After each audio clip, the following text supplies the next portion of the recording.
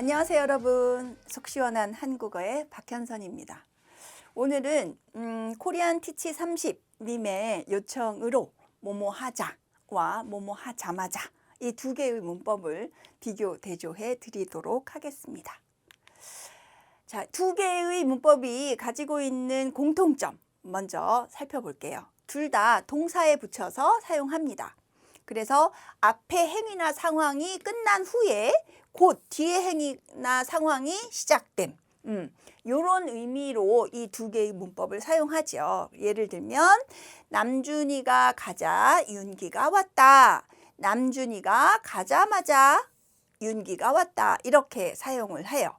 그래서 남준이가 가는 행위가 끝난 다음에 뒤에 행위가 일어난 거예요. 또 정국이는 숙제를 마치자 밖으로 나갔다. 그래서 숙제를 마치는 행위가 있고 연달아서 밖으로 나간 거죠. 또 정국이는 숙제를 마치자마자 밖으로 나갔다. 이렇게 모두 사용할 수가 있습니다. 그래서 앞에 행위가 끝난 다음에 곧 뒤에 행위가 일어났을 때 두 개의 문법을 모두 사용할 수 있습니다. 그러나 분명히 차이점이 있지요.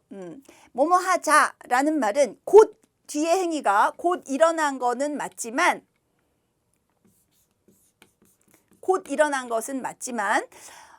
바로 그 행위가 일어난 경우도 되고 조금 있다가 일어난 경우도 됩니다. 그래서 바로 했다. 즉시 그런 행동이나 그런 상황이 만들어졌다라는 의미보다는 상대적으로 자마자에 비해서 순서의 의미가 큽니다. 그러나 자마자를 쓰게 되면 앞에 행위와 뒤에 행위가 거의 동시에 일어난 거죠. 그래서 집을 나오자마자 비가 오기 시작했다. 그러면 집을 나오는 행위와 비가 오는 그 상황이 거의 동시인 거예요. 내가 나오자마자 비가 막 오는 거죠. 그런데 집을 나오자 비가 오기 시작했다라고 얘기를 하게 되면 집을 나와서 곧 비가 오긴 했지만 거의 동시라기보다는 이런 행동을 하고 바로 이런 행동이 일어났다. 그래서 두 개의 상황 사이에 시간적 거리가 멀다고 할 수는 없어요. 그러나 자마자에 비해서는 먼 거죠. 그래서 자마자에 비해서는 순서의 의미가 더 있다라고 이해를 하시면 될 것 같아요. 그리고 방문을 열자마자 그가 방 안으로 들어왔다. 그럼 방문을 여는 것과 그가 들어오는 것이 거의 동시인 거예요. 그렇지만 방문을 열자 그가 방 안으로 들어왔다라고 하면 동시에 들어올 수도 있지만 방문을 여니까 그 다음에 천천히 그가 들어왔다. 이렇게 순서의 의미가 자마자에 비해서 더 있다는 거죠. 그래서 뭐뭐하자라는 말은 그 앞뒤 상황이나 행위 사이에 시간적 거리가 먼 것은 아니지만 자마자에 비해서 순서의 의미가 더 강하다. 그런데 자마자를 쓰게 되면 거의 동시에 그 앞뒤 행위가 또는 앞뒤 상황이 거의 동시에 일어났다라는 의미가 강하다. 이렇게 이해를 하시면 될 것 같아요. 또 뭐뭐 하자라고 하면 원인이나 동기를 나타낼 수가 있어요. 그렇지만 자마자는 그런 원인이나 동기를 나타낼 수는 없습니다. 오로지 연달아 발생한 상황이나 행동에 대해서만 나타낼 수 있다는 거죠. 그래서 어린아이는 선물을 받자 즐거워했다. 그러면 원인이죠. 선물을 받은 게 원인이고 즐거워했다는 것이 결과예요. 이렇게 인과관계를 나타낼 때도 쓸 수 있는 거죠.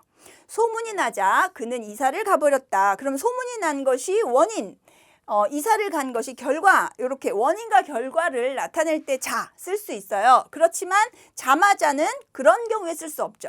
어린아이는 선물을 받자마자 즐거워했다. 문장은 좋습니다. 그렇지만 이것은 선물을 받는 행동과 즐거워하는 행동이 동시에 일어났다. 이런 의미로 쓰이는 것이지 원인 결과를 나타내는 의미가 아닌 거예요. 소문이 나자마자 그는 이사를 가버렸다. 그러면 이거는 자마자는 역시 소문이 나는 것과 이사를 가는 일이 거의 동시다. 이렇게 이해를 하는 것이 좋습니다. 또 자마자는 명령문이나 청유문에 쓸 수가 있지만 뭐뭐자는 그렇게 쓸 수가 없어요. 집에 오자마자 손발을 깨끗이 씻어라. 이거 명령이잖아요. 괜찮습니다. 또 학교를 나서자마자 택시를 타자. 이거는 청이죠. 이런 경우에 자마자 쓸 수 있어요. 그런데 집에 오자 손발을 깨끗이 씻어라? 이상하고요. 학교를 나서자 택시를 타자? 이상합니다. 그래서 명령문, 청유문에 쓸 수 있는 것은 자마자다. 요거 기억하시고, 또 뭐뭐하자라는 말은 이다 뒤에 붙어서 두 가지 특징을 동시에 가지고 있다는 의미로 쓸 수 있어요.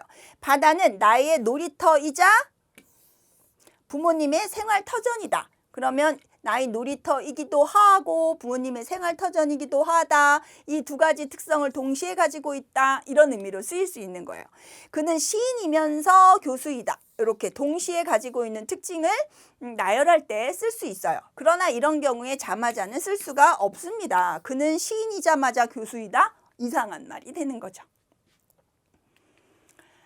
또 뭐뭐자는 뭐뭐해 보았자 이런 구성으로 써서 어떤 행위를 해도 소용없다. 이런 말로 쓸 수 있어요. 내가 가봤자, 가보았자 친구 집 아니겠니? 이렇게 했을 때, 또 애써봤자, 애써보았자 결과는 마찬가지야. 이렇게 해서 앗 뒤에 붙여서 쓸 수 있는 거죠. 보앗을 축약하면 밭이 되는 거니까. 이렇게 쓸 수 있지만 자마자는 앗, 엿 뒤에 쓸 수가 없어요. 내가 가봤자마자 친구 집 아니겠니? 여기 과거가 쓸 수가 없는 거죠. 거의 동시에니까 과거와 그 이후 현재나 뭐 이렇게 쓸 수가 없는 거예요. 애써 받자마자 이렇게 쓸 수 없다는 거죠. 그래서 자마자는 앗, 엿 과거 표현과 쓸 수가 없다. 그러나 자는 뭐뭐 해봤자 이런 표현으로 쓸 수가 있다라는 것 기억하시면 좋겠습니다. 또 자는 종결 어미로 쓸 수가 있어요. 권유를 하거나 제안, 요청, 승낙의 의미를 지니는 거죠. 주말에 영화 보러 가자. 좀 더 생각해보자. 두고 보자.